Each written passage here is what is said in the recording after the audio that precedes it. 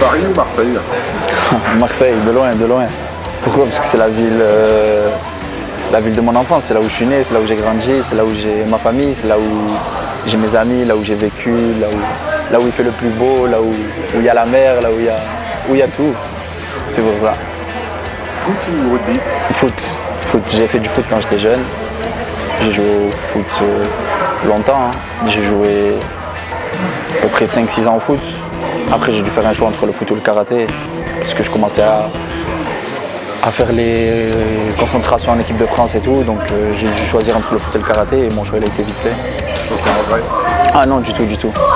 Le karaté il m'a permis de découvrir énormément de pays. Il m'a éduqué, il m'a beaucoup apporté et je regrette en aucun cas d'avoir choisi le karaté au lieu que le foot. Qu'est-ce que c'est ton kiff dans le karaté?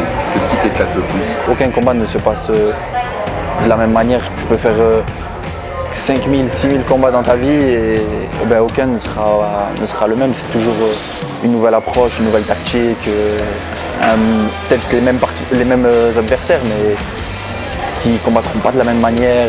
Ça qui est bien, c'est que c'est jamais les mêmes choses en fait. Plutôt kick ou plutôt coup de poing? Plutôt kick, plus spectaculaire et ça rapporte plus de poids. Quel est ton adversaire le plus dangereux, toi-même? Non, pas moi-même.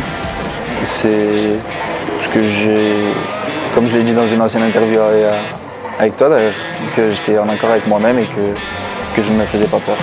Gamjadé ou Horn?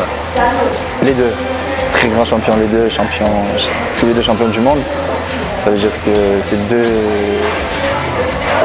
adversaires coriaces et il n'y en a pas un qui est au-dessus de l'autre pour moi. Deux très bons adversaires.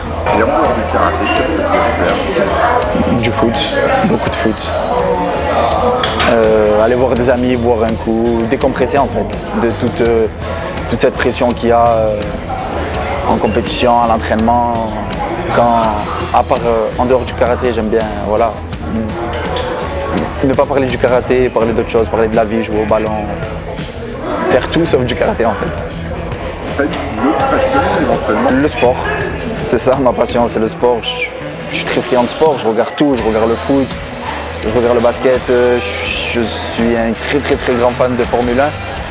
Je suis fan de Formule 1, je suis vraiment toutes les courses, toutes les news, En fait je suis beaucoup la Formule 1, donc à part le karaté, la Formule 1. Et ton tes sportifs préférés? Pour rester français, patriote, j'irai Teddy Riner, très grand champion. C'est vraiment un exemple pour tout le monde, je pense. Si on dépasse le cadre des frontières françaises? Usain Bolt pour son palmarès, pour son parcours, pour la vie qu'il a endurée aussi. Parce qu'il a une très belle histoire, Usain Bolt. Ça veut dire que c'est un très grand champion et qu'il faut prendre exemple. T'avais une idole ou des idoles? Zidane. Et je pense que c'était comme tous les jeunes qui habitaient dans mon quartier en fait. On était tous fans de Zidane parce qu'on a grandi avec la Coupe du Monde 2006. Moi je suis né en 99, j'ai pas connu la Coupe du Monde 98. Et j'ai connu Zidane la Coupe du Monde 2006, ça veut dire que c'est notre idole en fait. Quand on jouait au ballon, on voulait tous ressembler à Zidane. On faisait la roulette de Zidane, on faisait les gestes de Zidane, on faisait les célébrations de Zidane, c'était Zidane et personne d'autre. Et en karaté, est-ce que tu avais des idoles? Raphaël Gaïev, je pense comme tout le monde aussi. On a grandi avec ses vidéos, on voyait. C'était les premières vidéos qu'on avait sur YouTube, c'était de Raphaël Gaïev, c'était ses combats, on voyait que lui. Et Alexandre Biamonti aussi, parce que ça a été mon entraîneur pendant presque 10 ans. J'ai été dans son club pendant presque 10 ans, donc c'est aussi une idole, parce que je voyais des vidéos de lui et en même temps c'est lui qui m'entraînait. Donc c'était mon idole. Et comment tu vois ton avenir dans 10 ans par exemple? Oula, moi je vis beaucoup au jour le jour. Pour te dire la vérité, je ne sais même pas ce que je ferai la semaine prochaine. Alors dans 10 ans, en tout cas j'espère que moi je serai en bonne santé et que mes proches seront en bonne santé et que les gens que j'aime ils seront aussi en bonne santé, tu vois. C'est très important. Après le reste, c'est la vie.